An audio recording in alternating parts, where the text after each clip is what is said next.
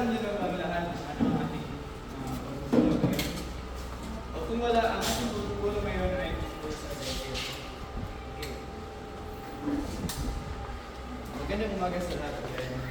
Kayo ay welcome po sa ngayong araw sa Reporter upang mapalawak ang kaalaman natin tungkol sa dengue ng hangad ng ating mga kaibigan sa DOH.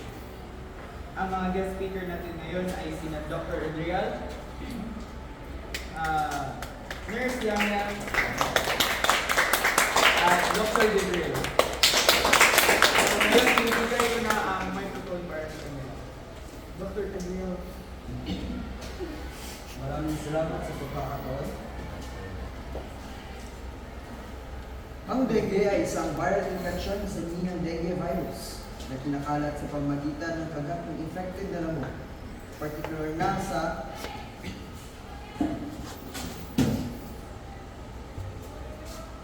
Aedes aegypti.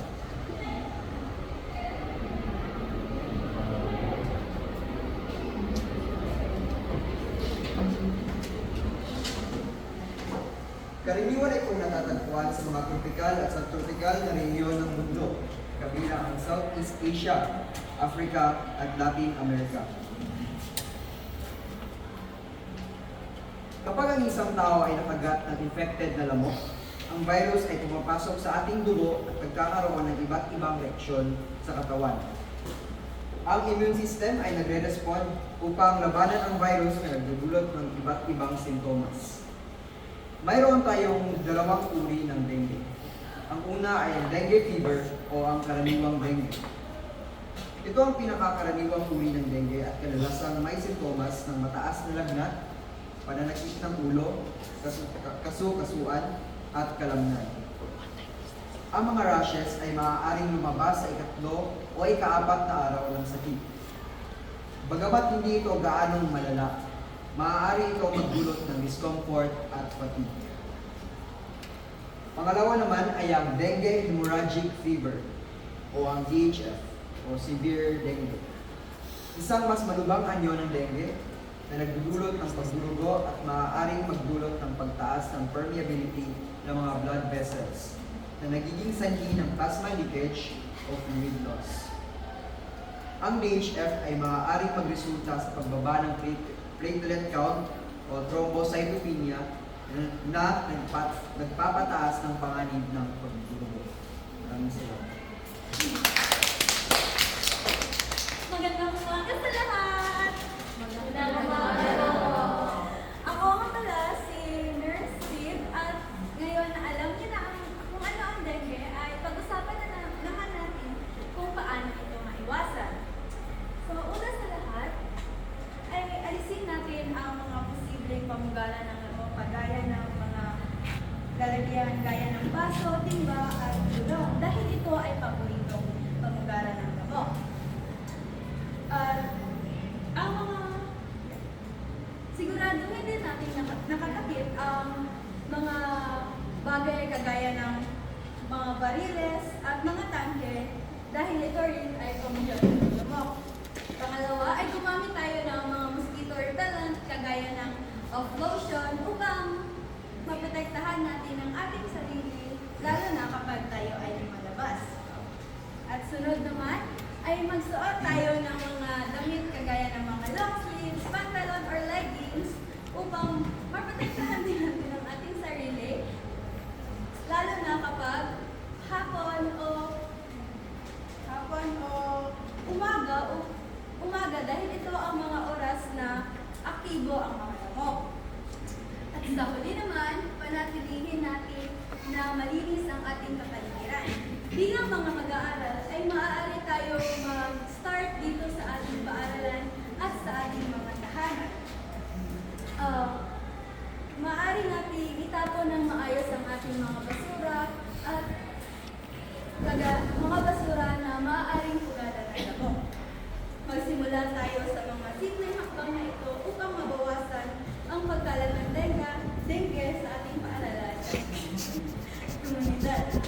So, iyon naman po ang ating mga paraan upang maiwasan natin ang lamok, ang dengue. At ngayon ay alam niyo na kung ano ang mga paano maiwasan ang dengue ay bibigay ko na ang entablado kay Dr. Gabriel. Hello! So, di ba kilala niyo akong lahat? Wala. No! Ako ang inyong city doctor. Ako ang gagamot sa inyo kapag may diarrhea, may ubo, marami pang iba. Ngunit sa ngayon ay ilalahad ko ang mga sintomas at mga diagnosis. Dengue. So, sinabi kanina ni Dr. Adrial kung ano ang mga sintomas nito, ngunit sabihin ko ang buo nito. At yun ang mataas na lagnat na maabot sa 40 degrees Celsius hanggang 104 Fahrenheit.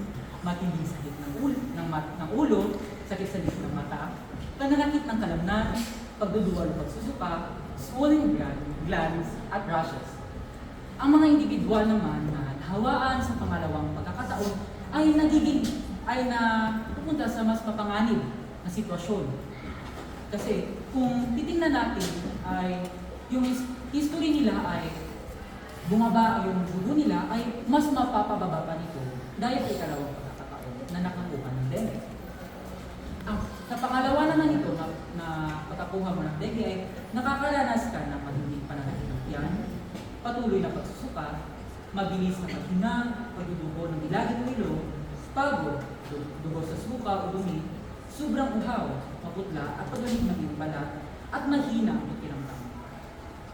Sa paggamot naman natin ng dengue ay walang partikular na paggamot nito.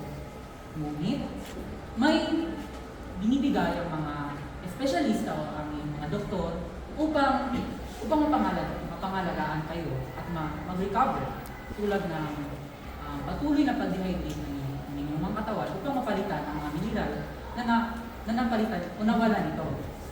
At binibigyan din kayo ng mga over-the-counter na gamot tulad ng acetaminophen, tulad ng Tylenol at iba pa ay maaaring makatulong na bawasan ang pananakit ng kalamnan at lagnat. Ngunit, kung mayroon kang dengue fever, dapat mong iwasan ang iba pang OTC or over-the-counter products tulad ng pain reliever, na aspirin, ibuprofen, naproxen, sodium at iba pa. Ang mga pain reliever na ito ay maaaring magpataas ng panganib ng mga komplikasyon sa pagdurugo ng dengue fever. Sa pagkain naman ay walang partikular na pagkain na pinapayo o pinapakain sa mga dengue patients. Ngunit, mas pinapayo na kumain kayo ng mga gulay at prutas upang mas mapadali ang mga digestion. Mas hinihikayat rin na huwag kayo kumain ng mga hilaw, matitigas at mamatika na pagkain upang hindi mas mapadali ang inyong digestion. Napakahalaga rin na iwasan niyo ang pagkasugat. Sa kadahilan na kapag nagkasugat kayo ay mahirapan na mag-recover ang inyong mga wounds. Kasi sa inyong grade 6 lessons, hindi ba? Ang platelets niyo, yung nag-blood clot upang mag-recover yung mga wounds niyo. Kasi kung nagka-dengue kayo ay bumababa yung mga platelets ninyo at mas nahihirapan ang pag-recover nito. Kapag meron naman kayong severe dengue at kailangan nyo ng mas pagsuportang sa inyong mga espesyalista ay mas hinikayat na magpapalit kayo ng intravenous IV o fluid at electrolyte, pagsusubaybay sa presyon dugo at blood transfusion.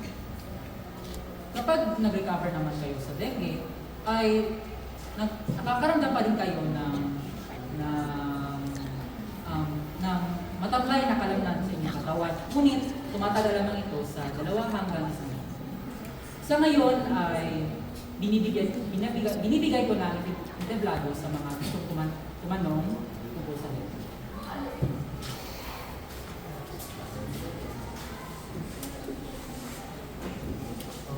Sino yung mga gustong tumanong? Kung makaramdam ka ba ng sintomas ay check-up ba agad? Mas hinikayat namin na kapag nakaramdam kayo ng mga sintomas ito, nakakuha kayo nito ay ang pa-check up kayo agad. Kasi kahit moderate lang or mild ang dengue, ay baka mas lumala pa ito. At hindi naman po hydration or fluid ang pinapainom sa inyo ay kailangan ninyo ng kang mag-obserba sa inyong mga doktor. At kapag hindi naman ito nabigyan ng pansin, ay baka mas malagay kayo sa panganib kasi mas magtutubo yung severe dengue na baka maging resulta ng panganib o kamatayan. Ano pa ba yung mga katanungan ninyo? Paano po pag malayo kami sa ospital, tulad ng mga nakatira sa malalayong bukid? Ano po ba ang maaaring namin gawin kapag nakaramdam kami ng sintomas ng dengue? Kung malayo kayo sa ospital at nakatira sa malalayong lugar tulad ng sa may ilang hakbang na maaari niyong gawin. Dapat kayo makipag-ugnayan sa mga barangay health worker para magpasugod ng ambulansya kung sakaling lumala ang iyong mga sintomas. Kung hindi, dapat lang na ipanatili ang pag-monitor ng mga sintomas. Wala na ba ang gustong magtanong? So, ito na nagtatapos sa ating residual na ibibigyan na namin ang paglago sa ating science coordinator, Miss Sheena. Sa pagtatapos ng programang ito, naway dalhin natin ang ating mga kaalaman na natuto upang maiwasan ang mga epekto ng dengue at upang mapababa ang paglaganap nito. At pwede ba tayong pumunta ng lahat sa harap para sa photo opportunity?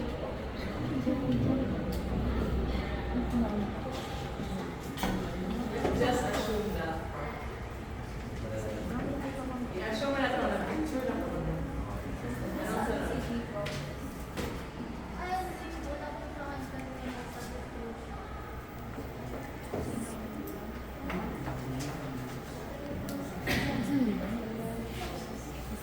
So ano na nangyayari sa atin? So ngayon, dito nagtatapos ang ating pagpupulong. Maraming salamat.